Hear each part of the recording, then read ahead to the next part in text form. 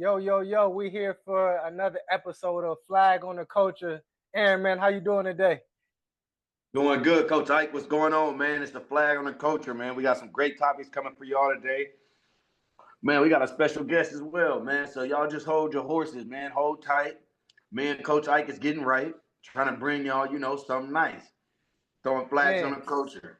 yeah, our first guest, this is going to be special. We're going to bring on guests every now and again. And this guest is truly special to both of us, man. But before we get into that, Aaron, tell them what you got going on, man. What you got cooking up? Summertime, man. That's where you get your money at. Man, the off season is where you win at. For me, that's what I'll be. I'll have some camps here in St. George. I'll have some summer camps coming up, starting at the end of the month, going all the way through the summer, all the way through. I think August. I'll go to like August 17th, August 15th. One of those days, not too sure off the top of my head, but we still got one-on-one trainings, still got all that type of stuff. My biggest thing is just emphasizing how important it is to how important this timing is in this sport of football or within any sport. This timing is a lot of timing where you got a lot of idle time. You know what I'm saying? So that's where we come in at. You know what I'm saying? Where we bring that understanding of what off-season training is. Off-season gets you your in-season results. So summer camps coming up, guys. I got summer camps, one-on-ones. We still throwing one-on-ones. Still having one-on-ones. Not Easy Broken Fitness. Man, just DM us at Not Easy Broken Fitness on Instagram. Working on the website still putting together the website. Our website kind of crashed a little bit, but we back on it. Back on it. Should be up by the end of the month as well. But Coach Ike, what you got going, man? Let us know what you got going, man. I know you got some stuff cooking up, man. It's boiling, huh? So, man, we ramping up. Like you said, it's summertime. This is the off season officially. So, if you guys want to get in our group training, do that Tuesdays and Thursdays. That time might change, but right now it's 7 o'clock. If you guys are interested in private training, definitely do that, as well as group training. So, semi-private as well. So, we also at the same time, if you are not local or you want to be added in our DB membership, which is the hottest thing right now. Look, is less than $10 at Chipotle. All right. You paying less to get training with me virtually. All right. That's where you start off. And then we also have our higher tiers of our DB membership where we go over financial literacy. We go over high level NIL branding, how to understand who you are on and off the field and making plays and where you can do these things. So I will make sure to put that in a link in the description below. But at the same time, you guys can DM me at Coach Ike, DB Training, all social media platforms. So, bro, I can't wait any longer, bro. Let's bring our guest in, man. Like I said, man, this guest has truly been a blessing to both of us. He coached both of us. He has been a AD. He is a father, a mentor. Has mentored countless of young men and women. He's just impactful. Without further ado, I want to introduce Kevin Mills, Coach Mills. All right, there we go. What's going on, Coach Mills? How you doing? I'm good. Can y'all see me? Yeah, we can see we you. can see you, man. Do I need better light? No, you good. We can good. see you and your family back there. Oh, okay. So, you got you, Mills? You got your Dave Chappelle aura going on. Man. Hey, we got a good balance though, man. Oh yeah, you and Arnett, definitely. So we were saying, before we brought you in, just how you have made an impact in our lives as individuals, and what you have going on as far as your nonprofit, and we'll get into those things. But Coach Mills, we appreciate you getting on the show. For people who don't know Coach Mills, this is gonna be fun. This is gonna be very, very gritty, but at the same time very educational. But Coach Mills, appreciate you being with us tonight. Oh yeah, thanks for having me. Yes, sir. Yes, sir. So let's jump into this. So, Coach Mills, for the people who don't know, you've got a very, very unique upbringing. Your story. Can you please share that with us, please? Man, well, the story I got was I'm a product of a rape, and that kind of sets the table for everything else after that. Because I think one of the things that culturally, probably everybody does it, but I don't know everybody's culture. So I know Black people in particular, they would always rather hide or not share or not tell you, and so you go through life and you don't get to understand a whole bunch of stuff until life is almost over. So uh, I think that's the story. I was product of a rape, and I mean the whole journey has been uphill from there. And it just takes a long time to kind of reconfigure who you are and just figure out who you are. That's probably the toughest thing, just to figure out who you are, because you don't really belong to anybody and you don't really know too much of anything, and that makes it tough. But by the grace of God, and I know this more so in my life now than I've ever known it, that God had a plan for my life from day one. I mean, because most people in that situation, they're probably not here, because when I'm a late '60s baby, so you know that kind of stuff was frowned upon, and they might have just got rid of you. But I was fortunate. I don't know how I came to be in this place, but I had a lady who adopted me and took me in. I mean, and loved me probably better than she loved her own. She was the mother of 10 children and one that passed, so she had 9 active children. And I mean, when you say pour in, she poured in everything to me, and just all the probably psychological problems that I had. You know, I had from my legs, being bow leg, not needed, from being what they call now ADHD to the whole gamut. I mean, I went through it all.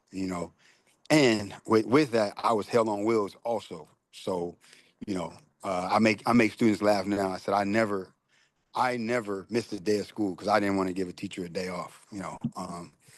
And it just kind of it has really shaped who I am today. Because the one thing that she really hammered into me is this discipline.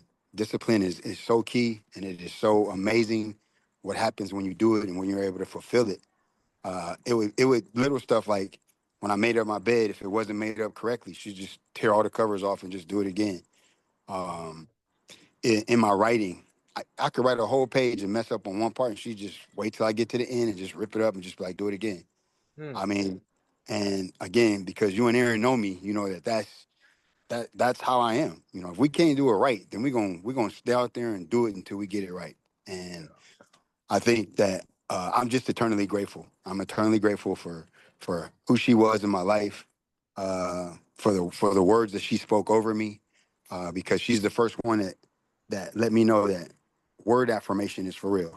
Because every day of my life, and I was with her for 16 years. Every day of my life, she told me I was going to be something special. And whether I was or not, I always believe that. I always believe that, and when you believe that, and when somebody tells you that, that's how you're gonna act accordingly. Yeah. And that's probably the layman's term for for my upbringing. But it's been, when you used to go around in third grade and they would ask you, what's your family makeup? I'll be like, man, I think I got brothers and sisters, but I'm an only child. And that would start a whole bunch of other stuff. They was like, man, how can you have brothers and sisters but be an only child? And then you can't explain that stuff because you don't really know how it is. It's a Hmm. it's a trick for you too. So I mean, that's kind of the upbringing in a nutshell. Those are more highlights than more of just the crux of what went on in my life. But it was like everything. It was some great parts. It was some not so great parts, and it was ultimately what shaped me to be who I am today, and unapologetically me. And I have no qualms with who I am, how I get down, and what I do. Because I'm not everyone's cup of tea. I know that for sure, and I don't want to be. So that's where I am. No, no. Man. See, I think I'll be, and then Aaron, you can ask a question. So I want to make a comment. So Coach Mills is coach, like I said, he's coached both of us at Pasadena High School, as well as been an AD, a teacher, still an educator.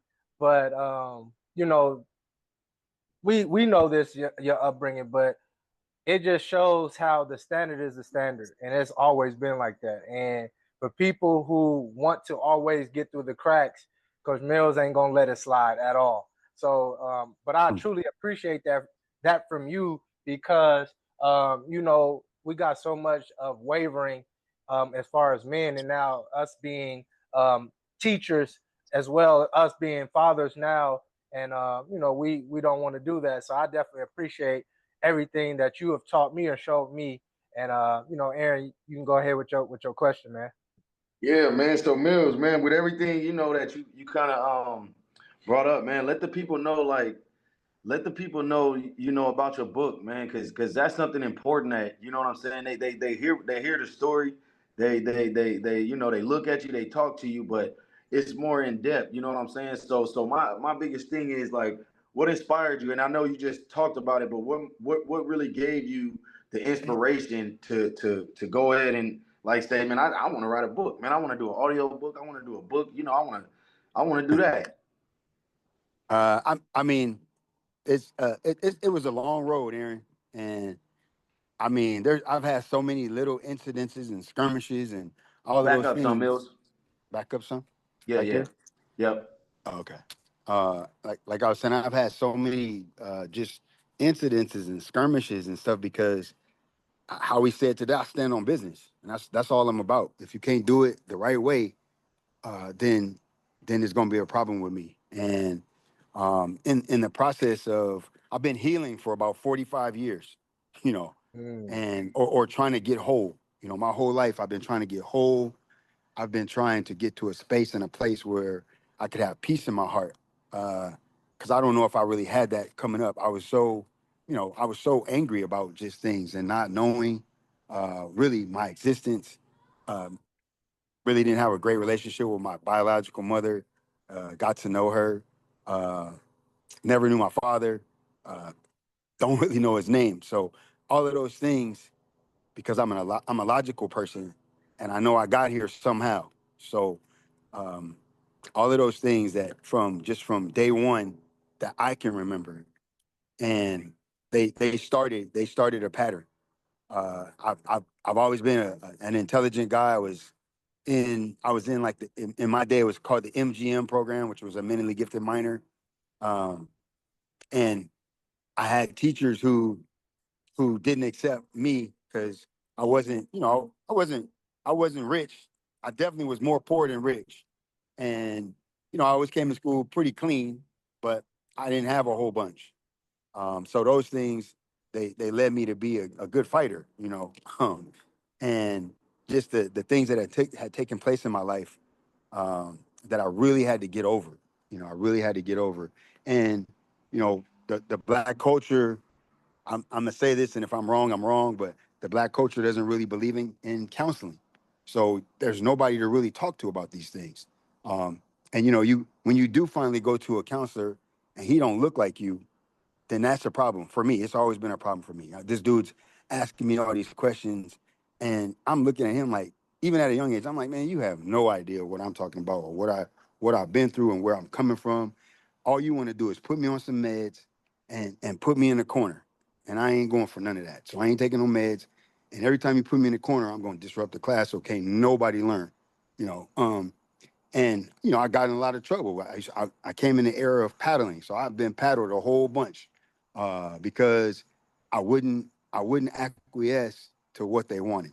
I just I was again unapologetically me at an early age.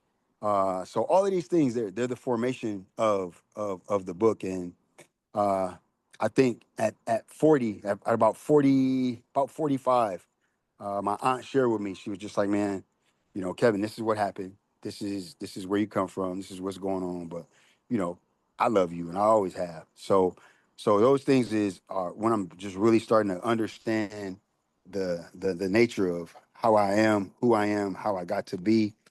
Um, I had been talking to some spiritual advisors, and I met a lady, uh, and she didn't know me from Adam. I had never met her. I met her over the phone, and one day she called me and she was just like, "Kevin, can I talk to you?" And I was like, "Yeah."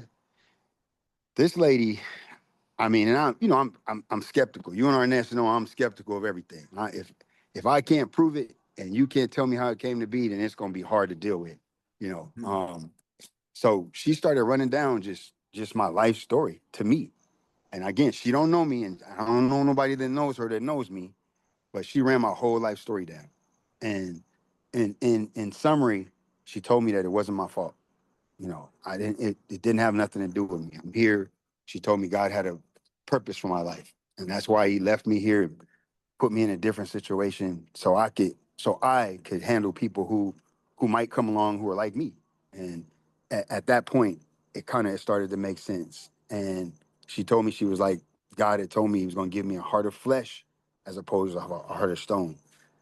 She says, but you still, there's some work that you got to do, and you got to really work on yourself, and you really have to just commit. You have to commit to being a better person, to forgiving. And here was the important part: forgiving yourself. Because that's a lot of people don't do that. They carry around a lot of baggage, and with that baggage, they don't understand that the first act that you have to do is forgive yourself, and then everybody else can fall in line, and you can kind of move forward from there. So the book is really a story of my life and how I came to be.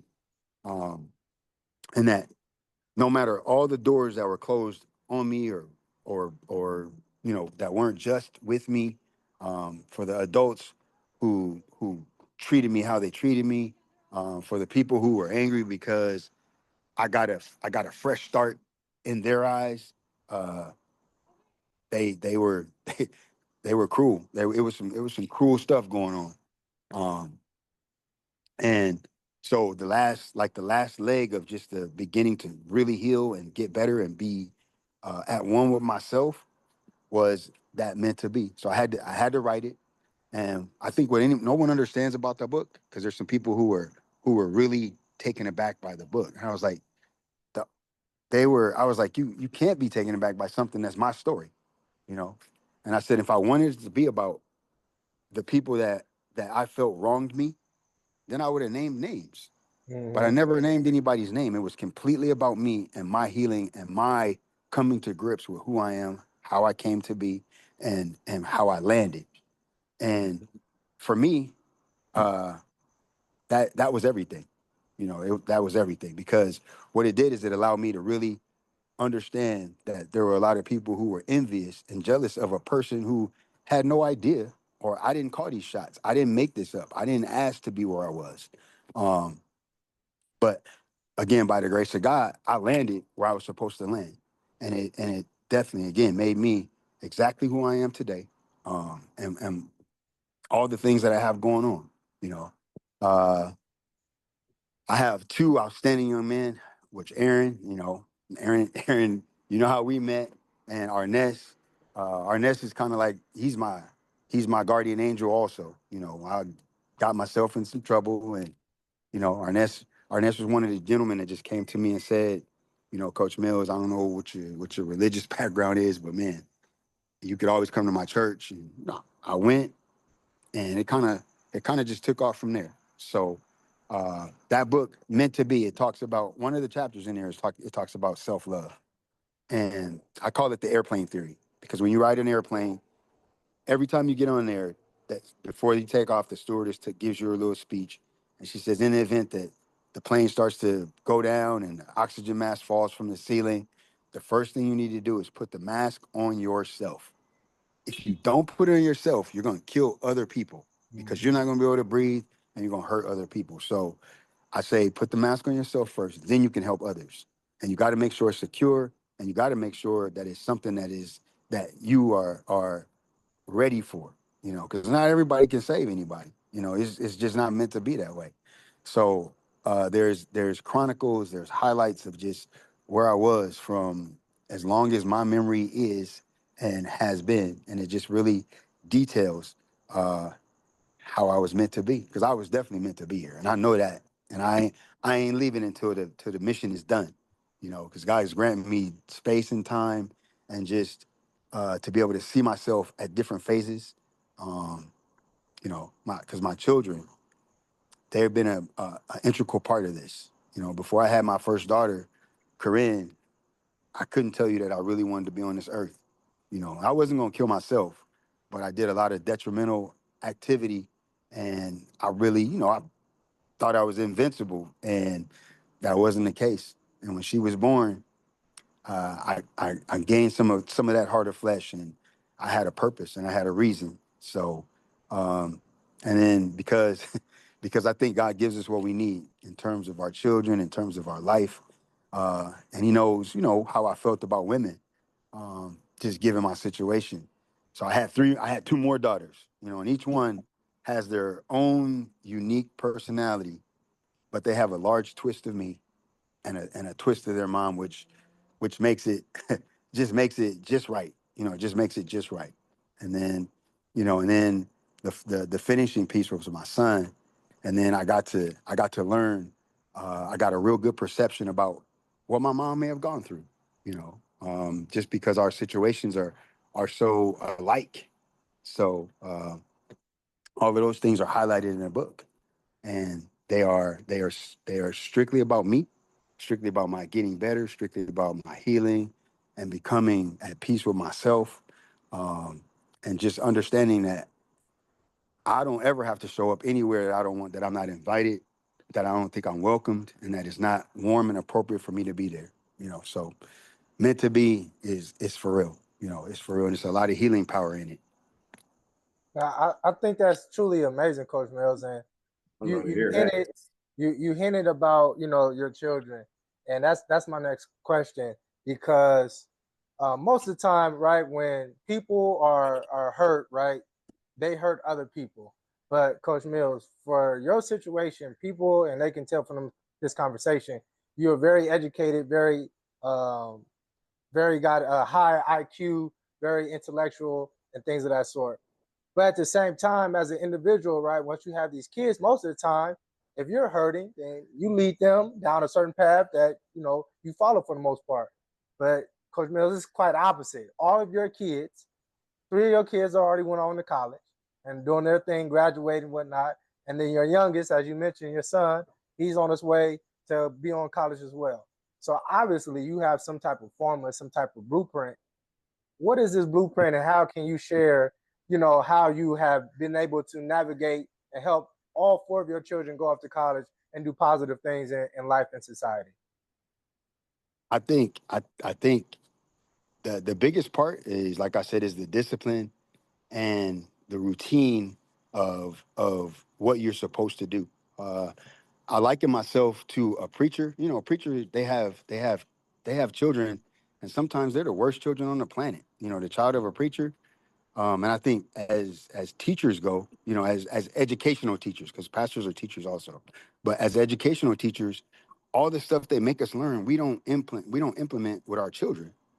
And for me, I just said the one way that I know I can never hurt them is to be better than them than anyone has ever been to me.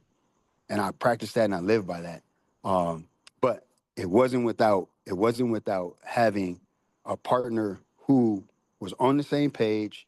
Even when they wasn't on the same page, they was on the same page. I laid out this plan and just this is what we were going to do when we had children. And I mean, so two people on the same plane is amazing. And for me, the running joke is if I call my daughter's phones right now, I'm in there as bad cop. I don't mind being a bad cop. I don't. That's my emoji. Because I never had a whole bunch of people around my children. Because I know that we teach stranger danger when it really we should be teaching just danger, period. Because the people who can get close to you are the people who generally hurt you or do stuff they're not supposed to do to you. So you have to watch out for that, and you have to really communicate. That's a huge part. If there is such a blueprint, communication is key. You don't have to be illicit and you don't have to be elaborate, but you do have to communicate, making sure that that whomever you're speaking to, whichever one of my children I'm speaking to, that they understand and they can give it back to me on any moment's notice. You break down the rules, which adults don't like to do, and I think the adults that don't like to do this is because they don't know, and they're not confident enough to say I don't know, but we will learn together. So all of these things are things that I did. I didn't know a bunch of stuff, but I knew what I wanted. I knew that coming from what I come from, I never wanted a child to go through that. So that means I had to be there. I had to be there no matter what. Come hell or high water, I had to be there. And I mean, that's my life's mission. They are my priority. They are everything that matters to me.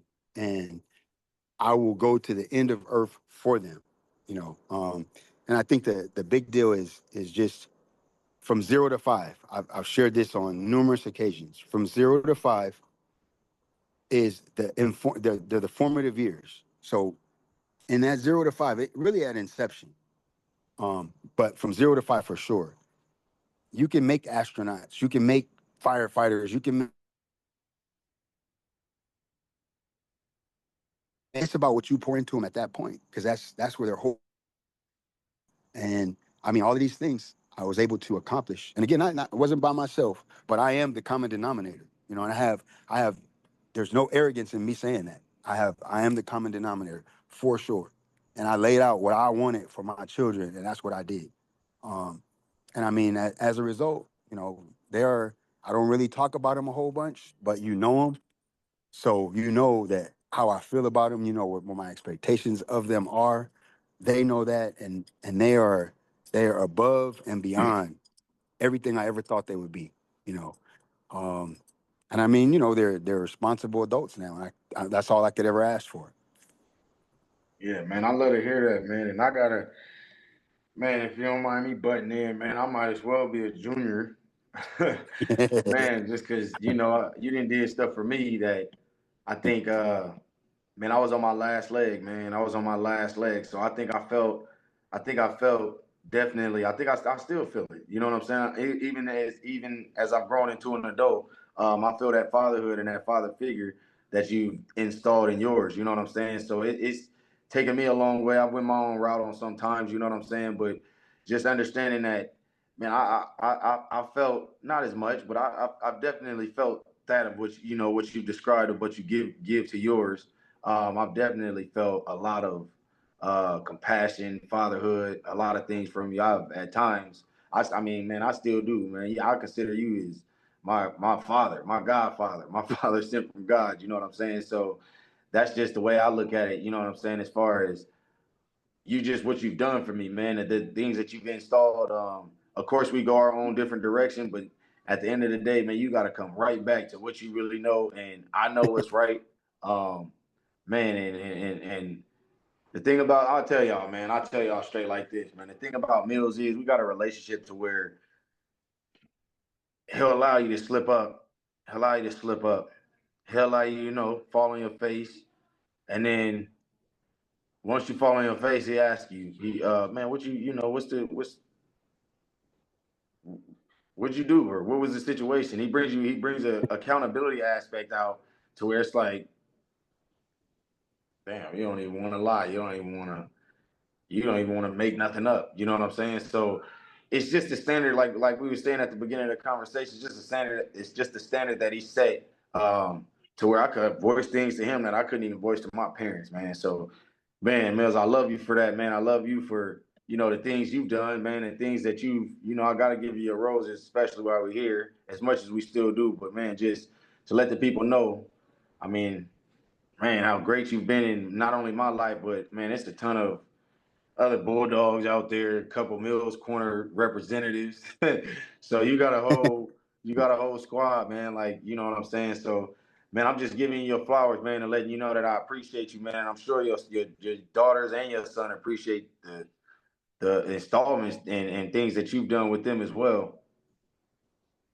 I mean, you know, it's when you young people become adults, you know, it changes until you have children of your own, and then you figure out what your parents were really talking about.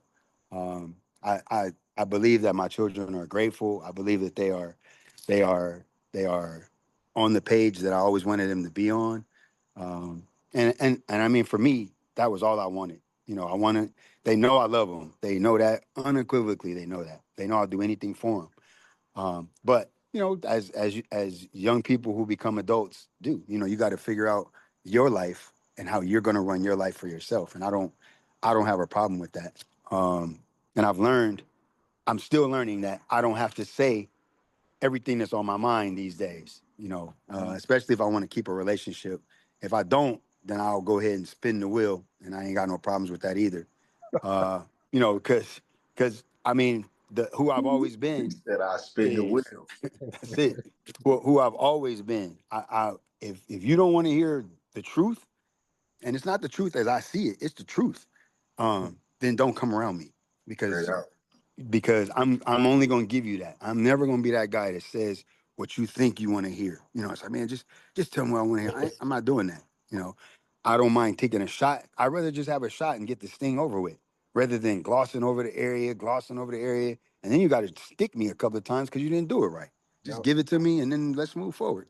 So I think that all the people who have played for me, who have been in my classes, they can understand that. I don't, if I give you the rules and then you decide you're going to do your own rules, then you got to suffer the consequence.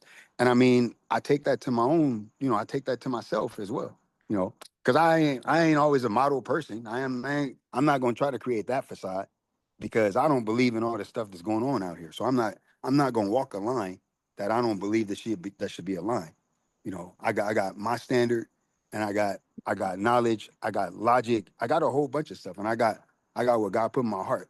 I have an innate, um, keen sense of awareness, and I can read people before they even get over to me. So if you want that BS, I'm gonna call you out on it, and I'm down with whatever comes from that. I ain't even playing about that. So, um, if you fake, keep stepping. Don't come in my circle because I will out you, and be done with it. So I wanna change this topic because I want to start getting into the real heavy stuff, Coach Mills. And we didn't have these conversations before, but Yes. you are a teacher, educator, and I want to know how you feel about college now. Do you think it's actually valuable as it used to be because the world has changed? So do you think it's still as valuable as when you were coming up, growing up? I I mean, you again. We've had this talk. It was. I had to go to college, Arnez. Absolutely had to, because I had to be as smart as humanly possible. Because I'm gonna admit this on this camera right here. I don't really want nobody telling me what to do. And if you can't prove it to me and you can't show me, it's good luck. Because it's tough. But I think today's climate is a little bit different. I don't think, from my vantage point, we're not even spawning a society of critical thinkers or just deep thinkers at all. Everybody's got AI, they got Google, they got everything imaginable to get So to an easy. answer. Yeah. And that doesn't create creative thinkers. It doesn't. It actually limits and dulls the senses, so you don't know how to do all of those things. Mhm. Nobody wants. So my stance over time has changed, and I'm saying because they a lot of the jobs that that are high paying jobs, they're already spoken for. And in our systematic system, they're spoken for. Mhm. You know, um, so I'm saying, I told my son, I said, man, if you can't get what you want, and I never would have said this with anybody else, but if you can't get what you want out of, you want to play football, you want to be productive, man, get into firefighting. I said, man, be a firefighter, get in at 20, 21, have a 15-year career, retire, have a great retirement, go live, go do whatever you want after that. I said, I never would have said that. You know, uh, go be an electrician. These are things that I don't see AI being able to take over. Mhm. Go be a plumber. I don't see how AI is going to get in there and do it. I could be wrong, but I just think that those things are lost art forms, and the level of the education, the doctors. I mean, everything. Again, the AI is taking over more of the medicine aspects of what we're doing, even And the the teaching. machine. Yep, and the machines, even the teaching aspect. They're gonna pretty soon they're gonna have a robot just standing up in front. just telling you what to do or reciting stuff and giving you that. So I think there is a place for college in the lives of some, but you have to know who you are, what your purpose is, and what your final destination is. And because nobody knows that really, you gotta go out there, and this is my theme for tonight. You got to spin the wheel. You got to take a chance. You got to take a chance, and use what's so apropos right now. And you got to bet on you. And college ain't it. Because we know the numbers. The numbers say so, and it's definitely relevant to us three because we're black men. College right now for black men is at something like 7.8%. Where on the other end, demographically, black women are the most educated demographic out there. I don't believe it, and I don't believe what it stands for because for me, it's just the Welfare Act of 1970 on steroids. Because in that they asked the black women, they said, "Man, we'll give you money if you get the father out the house." But now they don't have to give them money to get the father out the house because they're giving them doctorate degrees, they're giving them CEO jobs, they're giving them all of these things to be that. And all the while they're thinking they don't need a man. And like I said, I am the common denominator. Okay. I am him. For sure I'm him. And I have no bones about that. And I just think there's other men out there that can do that. Because I've had to fight. I've had to fight to be in my child's life. So I know what that's like also. But again, because I'll get in there and I'll fight. I have no problems with it. And I'm sure, I'm sure my son landed where he landed because my ability or my lack of not wanting to just walk away. I know what that's like. I know what it's like not to have somebody in your corner, somebody not that doesn't want to stand up and fight for you. So I think college is situational now, where before it was a requirement for young black men and people of color to be successful. That was the dream. That was part of the American dream. Go get your education. Go be better. Get out, get your degree, get a good job, have a nice life. Now that's not the promise. Now the goalpost is always being moved. So now that you go get a degree, that's not sufficient because everybody got master's degrees now, and that's not sufficient because in a minute everybody have doctorate degrees. Yep. So I think that all of that has landed us where it has. On paper, we're very educated, but in reality, there's so many things missing from that. There's so many people with degrees with no logic, with no common sense, with no No no awareness. no awareness, no morals, no values. Yeah. So they don't have those things, and those things were embedded in me. You know, when you walk in someone's house, making sure you speak.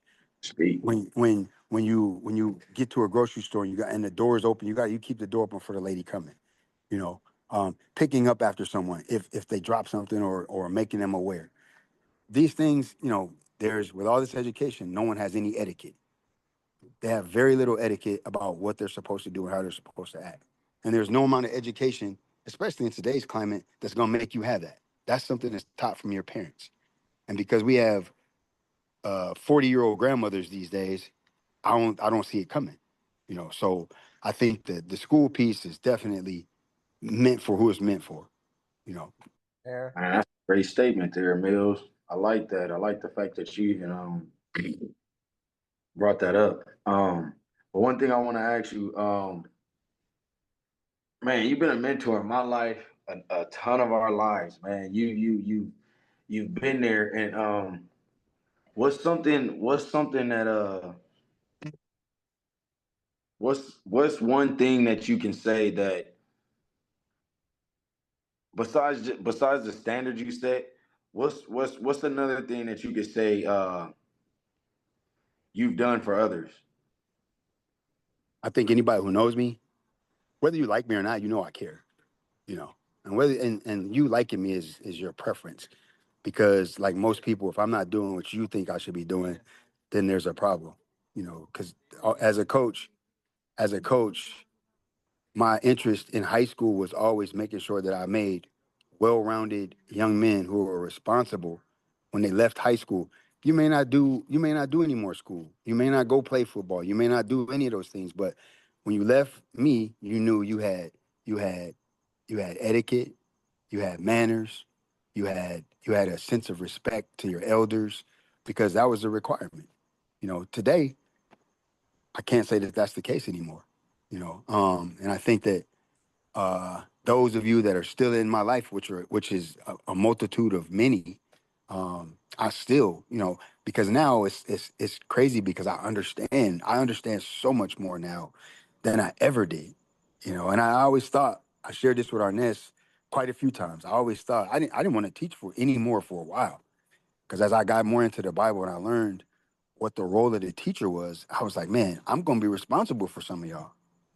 And that, along with having my son and just him being a new age kid, man, it really caused me to go back in and just rethink who I was and how I did things.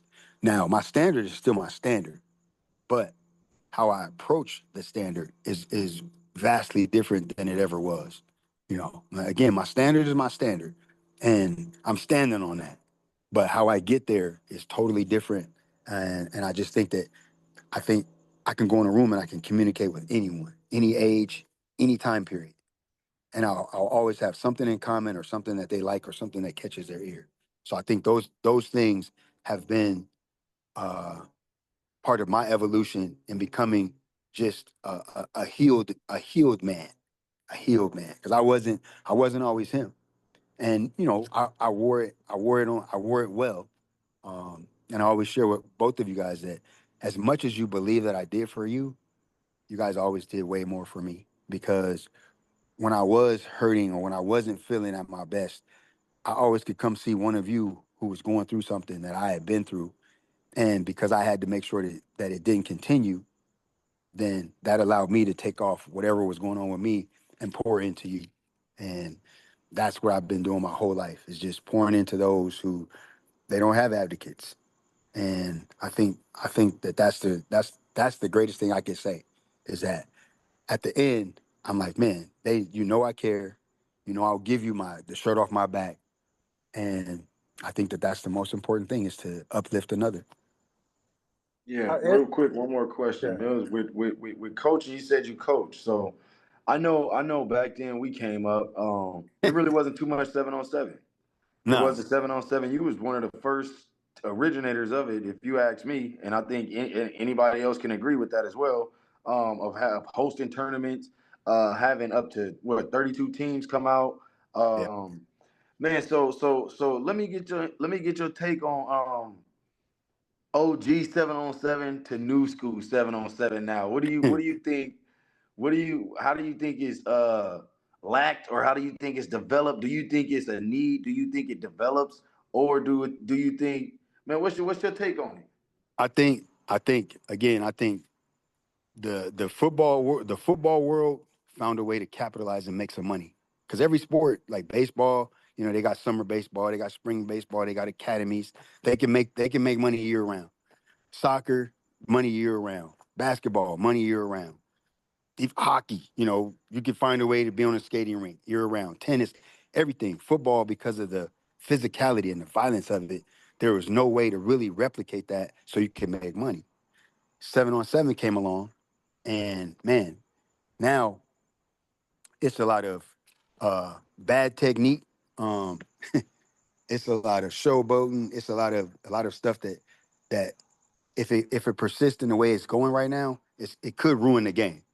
It could ruin the game because if the dude I am, if you throw a ball in my face or you put your hands on me, we're not going to even play no more football because I'm snatching you up and I'm telling my team if they not on there punching y'all out, then we gonna have problems because you don't. There's never a need to put your hands on me or throw something in my face or throw a ball at me.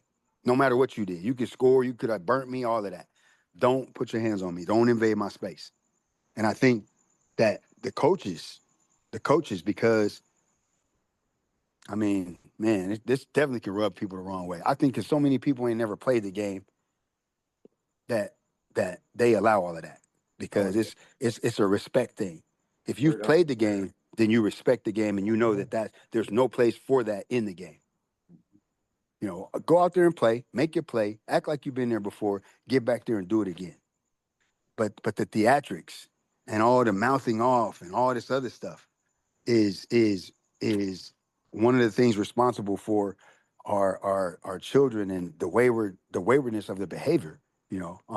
And then the parents up in the stands. I mean, oh my goodness, it's wild. It's wild. And like I said, it was a good thing Definitely that changed. yeah, it's definitely changed. Definitely changed. It's not a place I don't know if I could function for a whole another 10, 12 years. Because I ain't taking nobody's disrespect. I mean, I don't know why. You know, I don't know why that's gotta be.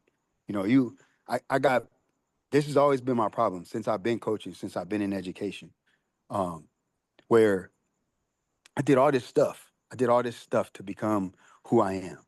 You know, I hold 3 master's degrees. I'm 5 classes away from a doctorate degree, and I've been in the fire. But there's always some idiot in the stands who kind of he wants to tell me what I should have did or how I should have did, and he comes on Friday night, Saturday night, or Sunday night and think he knows, or even she knows now better than I know with the kid they sent me who don't know nothing. So I got a problem with that, you know. And I'm going to train them, and they're getting F's in class. I never hear from the parent. Say something wrong to the kid, the parents up there. I'm like, where is that? How do we get there? How does that come out to be that way? You know, and I mean, it's just crazy. You know, and everybody, their kid is the greatest, and their kid, he was this, and he said he had a great game. I mean, and I corralled that. You know, my first year at PHS had we grading people. So I had the parents in there because they always want to, oh man, my son came home and said he had a great game. He didn't have no great game. He blew every assignment he had out there. So so I had the plays diagrammed and what the And player the was supposed to percentage. do at every position. And then I had the grade sheet. And then I told the parents, sit down. We're gonna watch this film. It's gonna go real slow. I got 15 plays. I never made it to 15 plays. I did this. It only lasted 3 weeks. This third week wasn't nobody there. And so what I'm saying is what the perception is definitely not the reality. Mm-hmm. Of course your kid's gonna come home and tell you he did everything right. Mm-hmm. Because that's what he does in your home. Yep. And for some of the homes, you ask him to take out the trash and he'll go, oh, I'm gonna take it out. And it never gets taken out. And you just keep barking at the dude. In my household, on my field, in my classroom, in my world, if I ask you to do something once, it's gonna get done. It's gonna get done. Okay? It's gonna get done. And again, Generation of and kids, man. right. And the one thing that I always tell everyone, I would never do anything to your child that I haven't done to my child. Because I truly believe everything starts at home. Every single thing starts at home. And then I go back, I'm jumping back and forth, but you have all these people who want to come in and tell me what to do. And I never came to your house and told you what to do with your child. And even though I'm qualified to do that, I could come in there and tell you how to fix it, how to make it better, what to do, but I've never done that. So Yeah. I'm saying as soon as everybody really learns how to stay in their lane, we ain't gonna have no problems. Yeah. You know, and then the people who generally are adversarial to you, oh, you don't bark back against them. It just happens to be where, you know, black families get on black coaches. But if the white coach tells a black kid to do the same thing I told him to do, oh, he got to be right, or he knows what he's talking about. He's been doing it. Forget that. Yeah. Forget that. I'm not with that at all. We'll never be. You know. So I just think it's again. I go back to etiquette. I go back to just logical common sense. I just think it's lacking out there, and because there's so many. It ain't all, but there's so many children who don't have guidance. They just don't have guidance, and I think that's another great point that I've been able to do. I've been able to give kids true guidance. You know, coming from where I come from, I've given them everything to be successful, everything. And the ones who test it, the ones who spin the wheel, they usually wind up losing because, you know, I don't lose either. So I don't lose. I learn, but I don't lose. Man, Coach Mills, you mentioned something earlier, and then I want to go back to high school. You mentioned about because that really stuck with me as far as being being able to relate and talk to different people. I remember you said that in classroom in high school. He was like, "You guys got to be able to conversate with one another, but at the same time talk differently to different people." And I don't know why that stuck with me. So when you brought it up again, I just remembered. And people have always said this, like, Ernest, I like you for some odd reason. And you told me, like, Ernest, you're a likable guy. You're relatable. You can talk to different people. And when you said it, I just remember that conversation in that classroom when you said that. And it Right. was, I truly took that to heart, just being able to relate and talk to everybody. But I also want to bring up, give you your flowers. So a lot of people don't know at PHS, right? You were the first Black head coach in school history. A lot of people Yes, don't sir. understand that. Yes, At the sir. same time, we went to the playoffs our third year, which haven't happened in 20 years prior to that. So for you not to be in the Hall of Fame at PHS in Pasadena in general, I don't understand it. I'm not even going to talk about the players because we're talking about you. But I want to ask this question because NIL is here for high school as well as college. But we've seen it, and we know players who were heck of a talented player in high school, they get injured.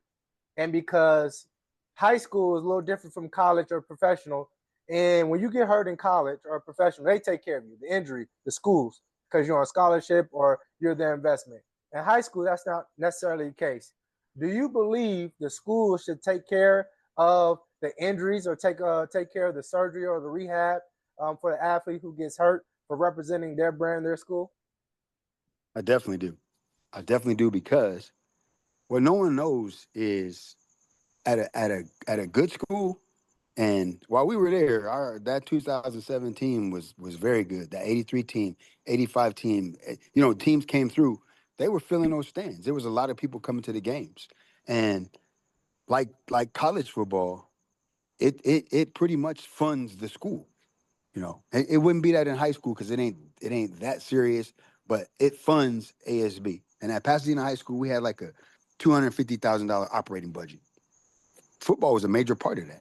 You know, it paid for the refs. It paid for the refs for other sports that non revenue generating sports. It paid for all of that, for the refs, for the timers, for all of that stuff. So I think in the district, because you're insured and you're the student is your property from eight to five, and in football season from 8 o'clock when they get there till 10 o'clock when it's time to go home. You're responsible for that Oh kid, man, they there at 6 a.m.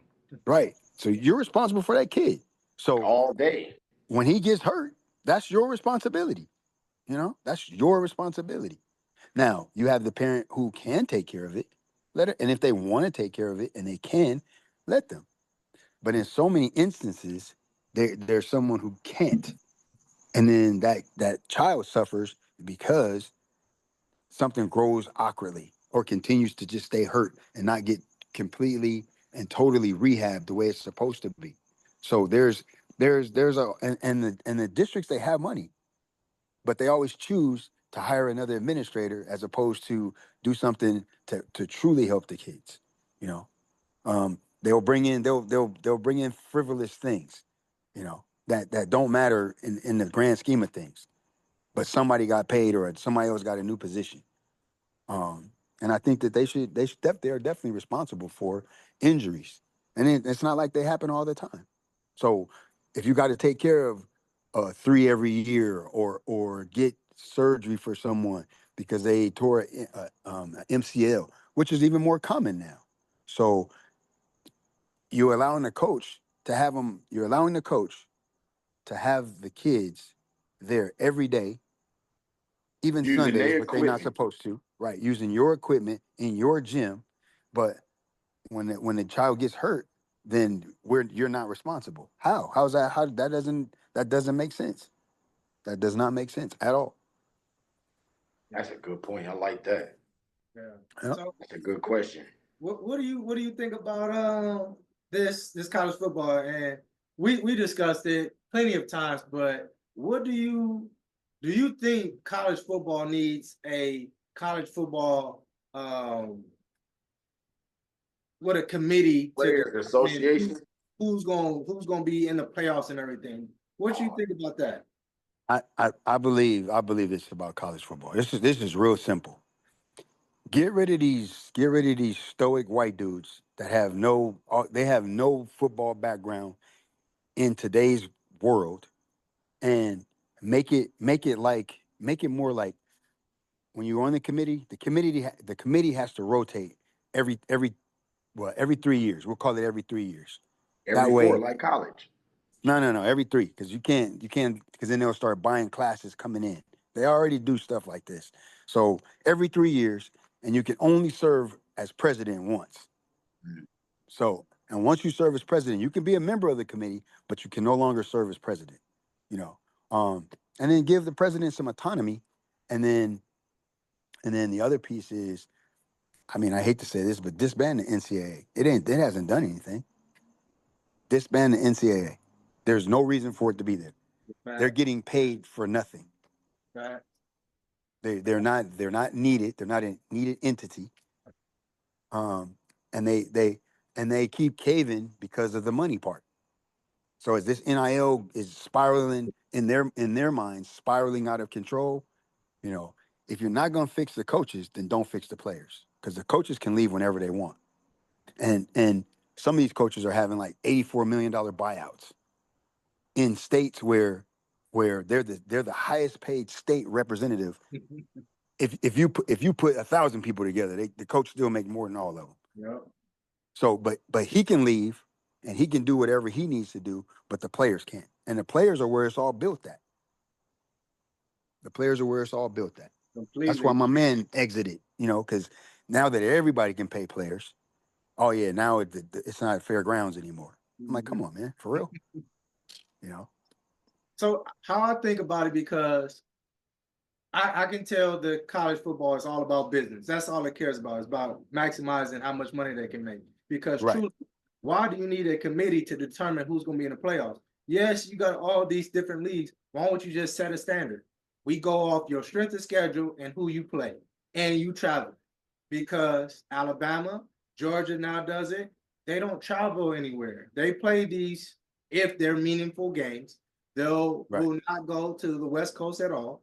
right, SEC teams that do travel, they always lose. But Georgia, Alabama, they don't travel. And Nick Saban, he even talked about in his interview, they did that strategically. And then at the same time, they will schedule Rudy Poops in the middle of the year right, to give themselves a bye before they play competition as far as in conference. So if we just create a standard rather than look, if you do the best in your conference and then you go to win this championship or are you close to it, right? Then if we need to, that's when we step in. But automatically these bids are in, just kind of like the right, NFL. Now, if right, you feel like there's is some parity as far as when we get there, then you can change it up.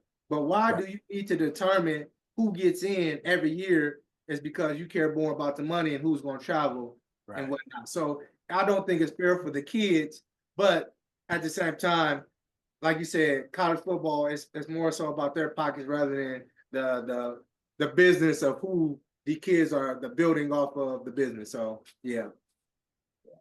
So, Man, yeah. what you got? What question you guys, man? Man, that was a lot of insight for some information that I didn't even really tap into yet. Man, so I'm a little blown away. Yeah, y'all got me blown away over here. Man, I think I pretty much summed up a lot of my questions of what I pretty much wanted him to give off to others. You know what I'm saying? I think I pretty much covered my questions, pretty much covered the stuff that I had to say. Okay, so Coach Mills, I got one more question Yes, before we sir. get you out of here. Because you played quarterback, At the same time, you have trained quarterbacks. You have seen develop some talent yourself. When it comes to the NFL, right? Who are your top 5 quarterbacks all time, and then who do you see as far as the top 5 that's current NFL quarterbacks? Ooh, that's tough right there. But I think top 5 over time. The first part is easy because there wasn't no ethnic parity. So you all you knew was a Joe Montana, Dan Marino, those guys. And I think my top 5 is in no particular order is Roger Staubach, Joe Montana. Ain't nobody like Dan Marino. Got to call it what it is. Warren Moon, and I think I've got 4. Ain't no 5. You know. So, and then in today's climate, I still, before I make that, I still think my guys like Hurts, even though they're not as high on him, Hurts, Lamar Jackson, all CJ Stroud, all of our guys coming in, I think the I'm gonna call them handlers, which is the offensive coordinator. The handlers have no offensive imagination, and they can't fathom that somebody has all this talent and they can do all these things, so they just limit them. And then they'll be like, "Oh, well, he can't throw to the numbers." Well, how did he throw for 15,000 yards in college in a pro style offense, but now he gets to the pros, and he can't do it in the pros? I'm like, come on, man. So I just think that I think in the NFL the coaching's limited because a lot of those coaches, I've had a lot of players to play in that league, and we know a lot of people that are in that league. The coaches are friends of grandfathers, and that's how they got in. So they ain't really did them. A dude started as a video coordinator, and now he's a head coach. Where's that play in the game?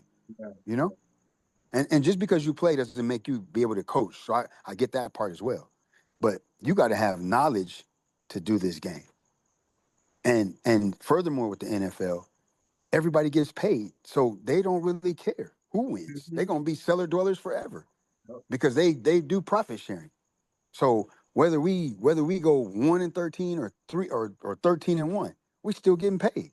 Yep. Win, lose, or draw. And we got the most popular sport in the world right now. People say it's soccer. You know one soccer team, you know 2 soccer teams, you know 3 soccer teams, but you know 32 football teams.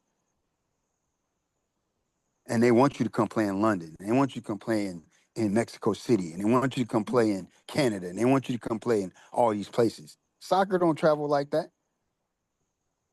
So I'm saying, let the game be coached. You know. And then I don't even know if I'm supposed to say this, but for me, I'm like, man, if we can't own a team, then we shouldn't be playing in the league. Hey, all And right. I'm glad you brought it up, Coach Mills. if we can't own a team, I don't want. We can't play in the league because now we know we puppets now. That's it. So So we good enough. Go ahead. I'm Go ahead. glad you brought that. I'm glad you brought that up because I want to ask this question. I was gonna hold it off, but now you brought it up. So, do you think it's really worth it to go to the NFL now? Because they getting paid in NIL, and we know in the NFL anyways, right? Right. The coaches control if you get hitting certain incentives and things of Right. that sort. So, Right. and we know the average lifespan in the NFL is 2 to 4 years. Now, mind Right. you, everybody say the goal was to make it to the NFL. I think Right. that's true, but it's because we wasn't getting paid in college. Right. Right. If you Right. telling me I was able to take care of my family in college, I'd be like, okay, I'm I'm good. good. I'm Yeah, I'm good. straight. So, Right. Shador Right. NIL was worth so more. Yeah. yeah. His So NIL value was worth more than his NFL contract. exactly. Yep. So do you think, and of course, everybody who's NFL, they like, oh no, and mind you, they probably are in the NFL before the NIL, or they, just missed out or whatnot. Do you think it's worth it though to play in the NFL to this point now compared to NIL in college? I don't. I don't. if like Cam Ward made $10 million in 1 year for playing for Miami, and when he was getting ready to go to the league, they was like, man, we'll give you $10 million to come back. Of course, he came back. So now when he gets his $48 million fully guaranteed, if you call him a buster if he won't. I don't care if I'm a bust, you ain't got my $48 million and you ain't got my $10 million. Yep. And you sitting home watching me like all these other, special people do, So I'm saying if I can get it in college, I don't even put my body through what they go through in the NFL. I don't even go through the limitations of the NFL. To be a professional league, there's so many things you can't do. Where in college, it's you could do what you do. You could get down, and it's fun, and I'm having fun. Anybody that plays pros, they tell you, man, it's a job. I got to report for work. I get my days off. I get my check. And at the end of it, when I walk away, I don't even want to be bothered with the sport no more. So I'm saying if I can do all that before I get to that, I'm doing that. But I'm older. And I done been through a lot of like segments in football, where there was never a black quarterback. Then there was one quarterback. Now, if you ain't got one, you got problems. So I think that if you can get it in college, because the objective was always to go to college, get a good paying job, have a good life for your family. Mm-hmm. So now if I get all that in college, I am professional. Now I can get out there and do my own thing. Yep. They just taught you how to own in college. They taught you how to not necessarily own, but you took the management classes. So yeah. And then all the new guns is coming, and they coming with they ain't getting agents. They moms is represent them and different people's represent them. So we ain't gotta play your way. We ain't gotta play your way. Cause at the end of the day, they can say what they want. But if we all step aside, it'll be a problem. It'll be a problem. But we don't have the heartstrings to do that. Yeah. That's what it is. We don't have the heartstrings to do that. We can never walk away. We need to start our own league.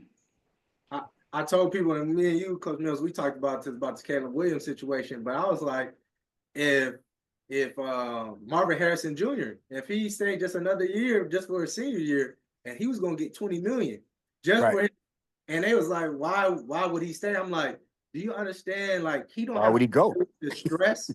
He doesn't have to deal with the stress of like NFL. Like, that's a job at that point. Like, he would literally be the man, probably take 1 or 2 classes, and he chilling and doing what he do. And granted, he don't even need the money because his dad come from money. So it's not even about that. It's just now I get to really enjoy my last year in school, get paid, and do what I do.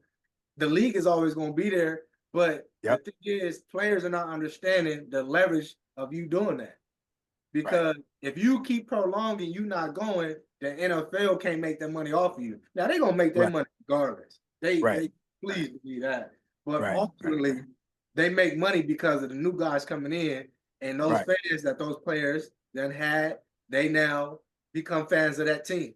So I'm interested in to see if, at some point in time, if somebody's able to wake up, or we just disrupt this NFL monopoly at some point in time. Yeah, for sure. I mean, but they got ties to a lot of things, so I don't know if we would ever interrupt it. It would take a real good act. But I'm saying if we can't be owners in a game that is predominantly us, then again, it's another modern day slavery. That's it. That's what it is. And is it really creating wealth? Because all the things they do to get the money back, they were requiring you to have one of their agents or one of their people. So, and they wind up being richer than the player, and he's the one beat up. Yeah. So I'm like, there's just so much thought that can go into this and have us really not do some things, that aid the public viewpoint, staying in college, man, I got fanfare, I got all that stuff. But at the end of the day, I go home and I get a good night's rest. I don't have to worry about this stuff, because I'm in my element. Pros, you got pros that are hated in some places, and can't go. They got to have bodyguards wherever you go. What kind of life is that? So I just think, I think it's all subjective to where you're at and who you are. But Hmm. I mean, anybody that's really thinking, they should be on my comment. They should be like, man, how come we don't have a black owner?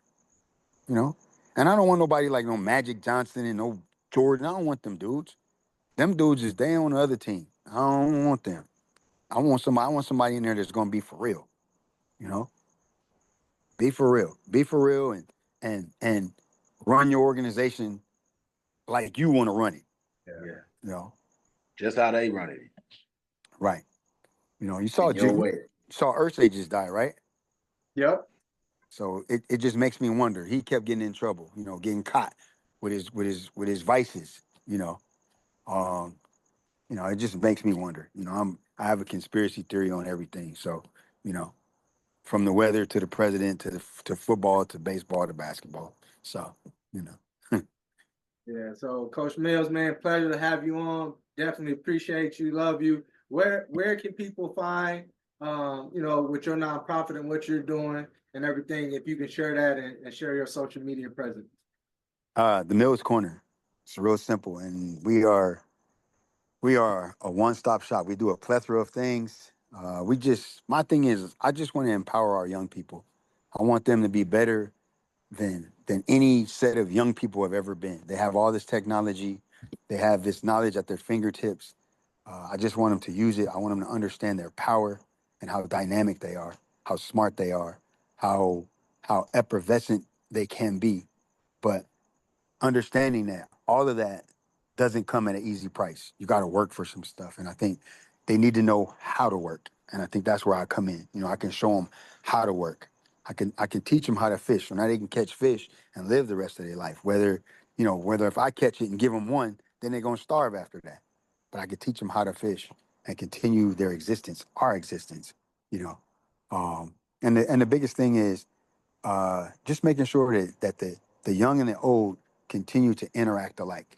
It's super important that we do that, because my boy KRS1 says this all the time. He says, man, if the young people listen to the old people, they get older. If the old people listen to the younger people, they stay alive. So, and that's all you want. That's all you want. That's all you want. And we're all responsible for each other. And when we learn that, and when we hold that close to our vest, man, we're gonna have major success. But as long as we stay divided, that's what we'll be, divided. With the Mills Corner, you guys got any future events coming up this year? Maybe summer events. You guys got any give backs you guys doing? We definitely have summer events coming up. You can always look on the Mills Corner website. It's always posted. But definitely got several things coming up. They're gonna be pretty nice. Just getting our youth involved.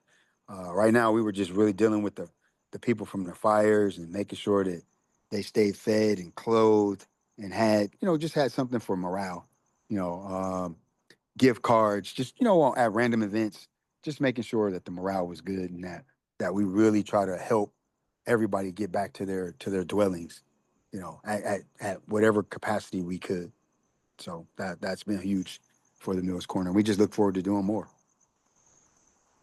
Appreciate it, man. Well, yeah, we thank you for coming on Flag on the Culture, man. We definitely covered some incredible topics, man. We're looking forward to having you as a guest for maybe a segment two or something, man. But we definitely appreciate you, Mills. Thank you.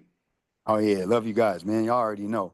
Man, it's a family, it's a bond, and it's going that can never be broken. So I look forward to doing it again and again and again. Thank you for having me. Yes, Yeah, sir. All appreciate right, it. Coach All Mills, right. talk to you. All right. Have a good night. Likewise. Okay.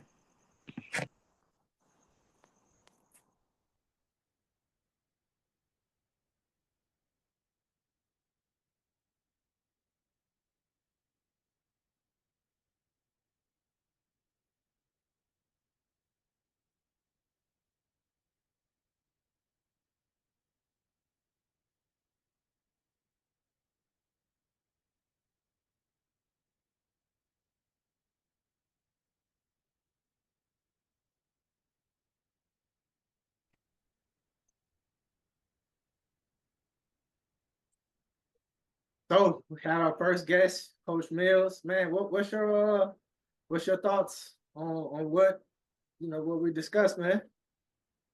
Man, I love the insight that you guys bring. More than anything, man, I just love how we are all very similar. And we come from the same tree. You know what I'm saying? Of course, we all branched out in different ways, but we all, not we all, but me and you definitely come from that Mills tree. And I think that the kids in our programs can definitely understand where we kind of get our, our one of our ground based foundations from. You know what I'm saying? So just having that conversation with Mills and just having that conversation gave me, more understanding about pretty much his products that he's putting out or that he's put out before. You know what I'm saying? So man, very inspiring. Man, I think we gotta continue with that. Hey, in fact, now we're gonna have some more guests on, man. And I wanted to know if there's anything that you wanted to talk about, topic or whatnot that you wanted to bring up before we got off for the night, man, for the people share. Um, and I have something for him. I had a sorry about that.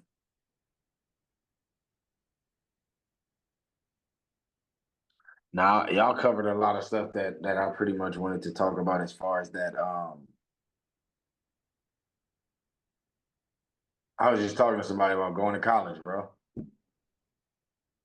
I literally was just talking about one of my kids, but not my sales pitch, but you're going to college. Like, I mean, not you're going to college. I'm gonna set you up for if you wanted to go. I'm gonna set you up for life. You get what I'm saying? So, pretty much what we were saying was, like I said, it goes back to the person who mentored us, man. It go back to with the foundation that Mill set for us when we first met him on even if it was different times. So not really too much of questions, bro. Just more so like y'all helped me with understanding. You know what I'm saying? Y'all helped me understand a lot more things, even better there. Pretty much, yeah. Y'all, I like that, man. I like how Mills got a lot off his chest, man. I really like that, man. So let me ask you a question. Are you pro college or you're training guys, right? And are you like, hey, y'all gotta go to college, or even if it's a kid not even in sports, so you tell them to go to college? So for me, in the environment that I'm in, a lot of these parents only went to college behind education. So my biggest thing is why not do both? You already get this 4.0. Why not use this gift that God gave you and apply it and allow more doors to open for yourself? You know what I'm saying? So for me, like that's something I definitely encourage. And then college did wonders for me. It did incredible things. I met so many great people in college. I even learned how to connect with people more in college. I learned how to bust doors down that was supposed to be closed. You know what I'm saying? And I learned that through small like business teachers. And I don't know. I think you can learn that stuff in life, but I think a college gives you a better understanding of like um, structure. You know what I'm saying? Structure, program, small things like that. Things that you may not even learn until you get out of high school. So with these kids, bro, the biggest thing is like I always wanted to be better than the person who had me. So I always preach that to them. Like, and it's not being better in comparison. You get what I'm saying? You could do more and not be better than a person. You get what I'm saying? But if you maximize yourself, meaning man, maximize yourself. If your parent didn't go to college, try to go to college. Put yourself out there. You know what I'm saying? So my thing is, if you got the 4.0, and you're good in sports, man, let's extend it. Because I had a kid today tell me, man, yeah, man, one of my friends got one of the fastest times on the team, uh, in 100, and it's a 10.6.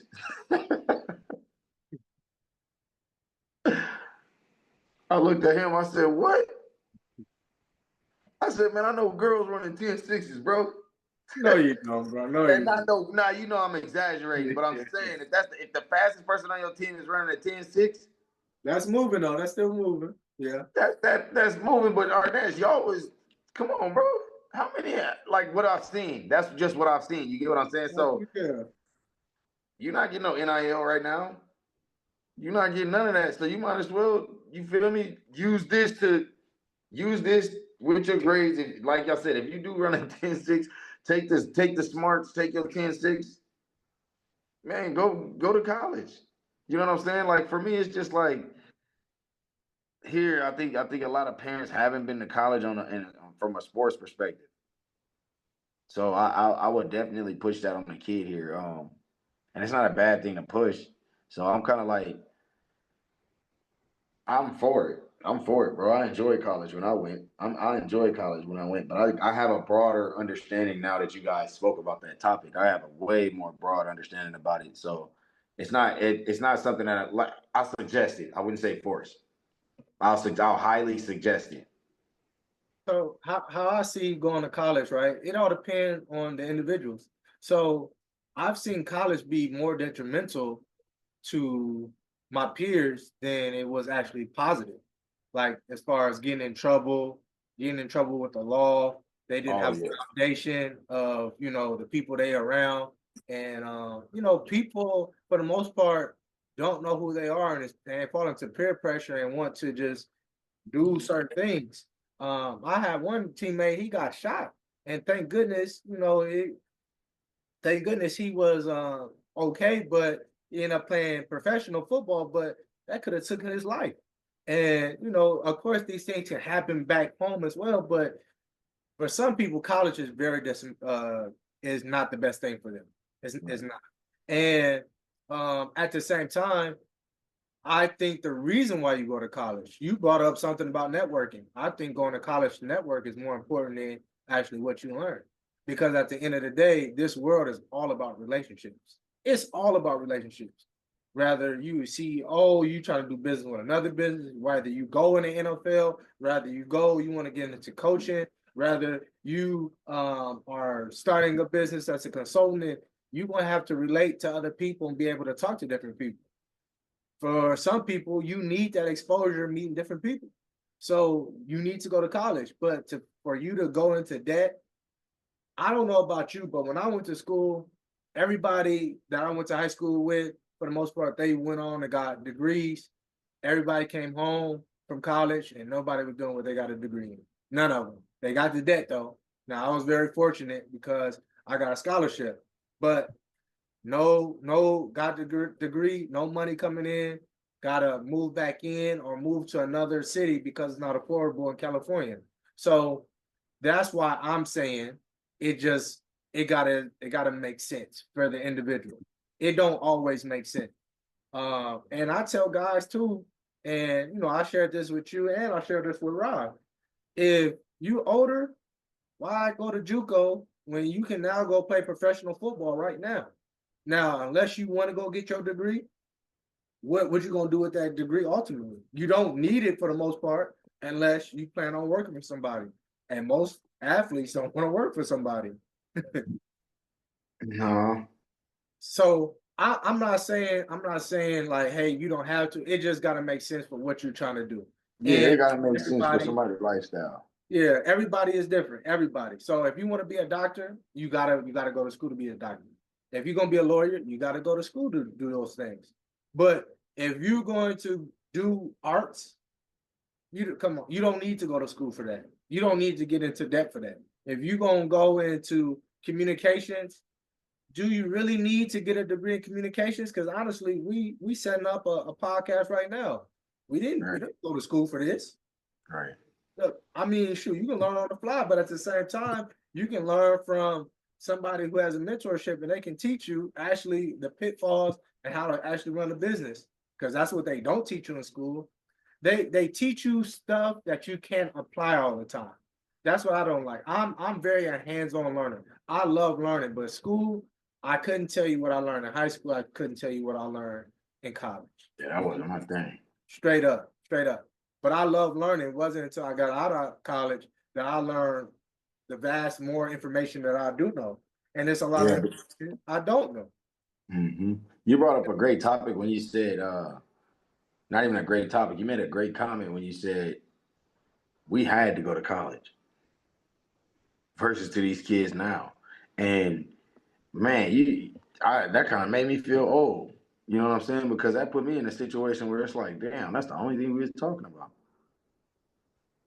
That's what we was preached on. That's what our parents was told. If you go to Yeah. college, you're gonna have a better life than us.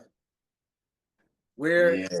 now this generation of kids, they saying like, shoot, mom and dad or auntie and uncle went to college. Shoot, what y'all got to show for it? But these kids now making money off YouTube, making money off our streaming, playing video games, stuff that they said that we wasn't gonna make no money off of. And it's not even about the money, it's just fulfillment. Like I told my nephew he was like, man, I don't want to go to college. I said, then do what motivates you. Because if you don't want to go to college, and if you do, you're gonna drop out anyways because it don't motivate you. Find out what motivates you. If you can do that as a young person, I think it's for the much better. Now, the thing is, I would say try different things out prior to you graduating. Like for me, something I wish I would have done, I wish I would have started working earlier. I didn't have my first job, my first full-time job till I was 24. Now, the reason why, now I worked odd jobs, my brother and stuff like that, but actually learning, it would have gave me a sense of what to do with money and how business works because I am keen to this business acumen and how the world operates. But it kind of took me so long because now I'm 24 to work. Honestly, I don't want to work for nobody, honestly, because I haven't been working for somebody this whole time. Yes, I've been playing football, but when I did have jobs, it was seasonal because I was going back to football. But now, yeah, I don't have that. And that's crazy because this is the exact opposite, bro. I had my first job at 15. I wasn't even supposed to have a job. How was that for you? Huh? How was that for you? Oh man, it was I'm working with like to me, it's like I'm working with all adults.